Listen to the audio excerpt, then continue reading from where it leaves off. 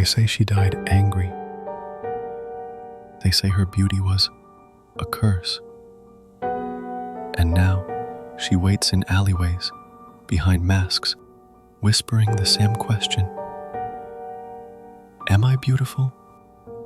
And no matter what you say, you'll regret it. Part 1. The First Glimpse. It started like an internet rumor.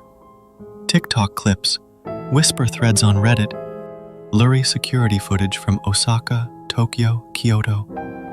A woman in a beige trench coat, long black hair, standing perfectly still in train stations, school courtyards, apartment corridors. She wore a surgical mask. Nothing strange in a post-COVID world, but it was always just too low. You could see her cheeks stretched, like her face was trying to smile, but couldn't stop. At first, no one noticed. Then someone disappeared. A student, then another, a delivery driver, a 14-year-old girl on her way home from cram school. They left no trace, except a single mask left on the ground, still warm. Part 2. The Curse Returns. The legend says she was once a wife, beautiful beyond reason. Her husband was a samurai, consumed with jealousy. He believed she was cheating. So one night, he took a blade and carved her face open from ear to ear. If no one else can have you, he screamed, then no one should ever look at you again. She bled out, alone, screaming. Now she's cursed to roam forever, trapped between beauty and horror, wearing a mask to hide her wound. But eventually, she asks. Part 3. Modern Tokyo.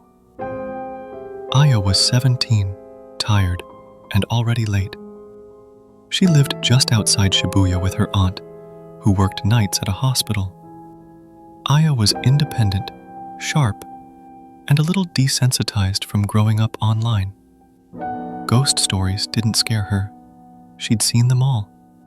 Urban legends were just that, legends, until she saw the woman. It was past 11 p.m., cold, rainy.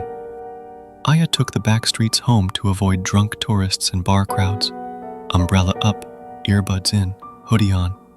Then, just ahead, a woman stepped out from an alley. Long hair, beige coat, white mask. She stood perfectly still, then slowly began walking toward Aya. Aya sidestepped. City life taught you not to engage. But the woman stopped, pulled down her mask, and whispered, Am I beautiful?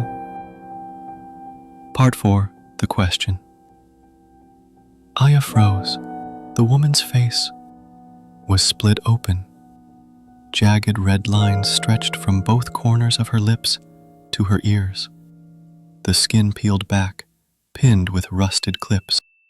Part 5. The Escape. She ducked through alleys, dropped her umbrella, shoved through a locked fence. The woman glided instead of ran. No footsteps, no breath, just the scraping of scissors on concrete. Aya reached her apartment, slammed the door, locked it, braced it. Silence. She dared to look through the peephole. Nothing. No one. Then she turned around. The mask was on her floor, still warm. Part 6. The Obsession. Aya didn't sleep. The next day, she tried to find answers. Every site said the same thing. If you say no, she kills you. If you say yes, she cuts your mouth to match hers. The only way to survive is to confuse her. Say you're average, or I don't know, or throw hard candies. She's obsessed with them. Aya thought it was ridiculous. But when she went to school, 2 students were absent, and no one could reach them. That night she slept with the lights on, with a knife under her pillow, with every window locked.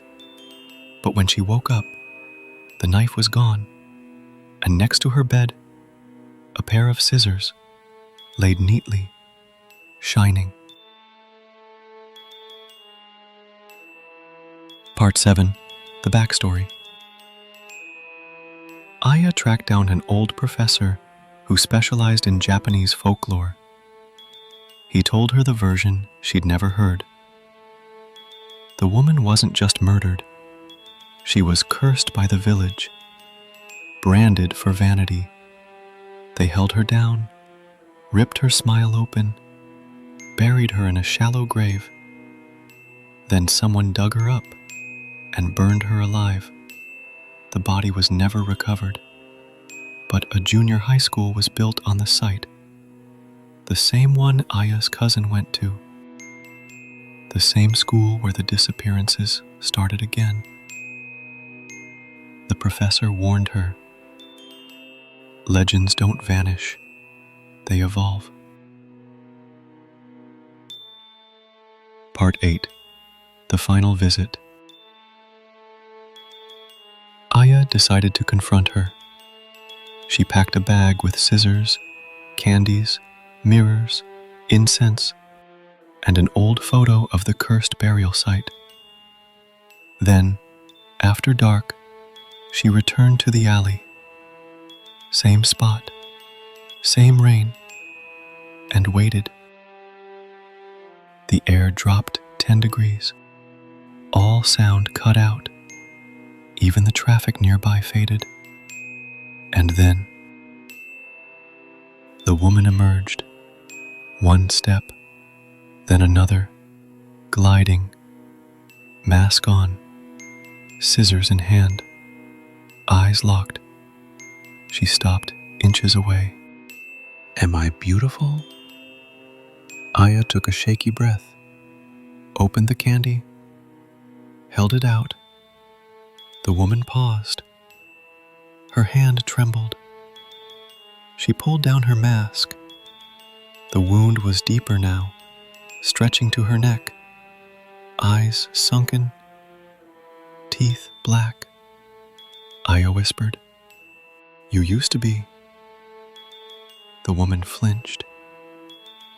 Aya said, "But they did this to you, not me." For a second, just a second, the ghost blinked. Something human flickered. Then, her face twisted. She screamed, a sound like metal tearing flesh, and raised her scissors. Aya held up the mirror. The woman stopped and saw herself, saw her eyes, her mutilated smile, and the monster she had become. She began to sob. Her scissors clattered to the ground, and she whispered, "I just wanted to be loved." She vanished, gone like smoke. Part 9. The Aftermath. Aya left Japan 2 months later. She never told her aunt.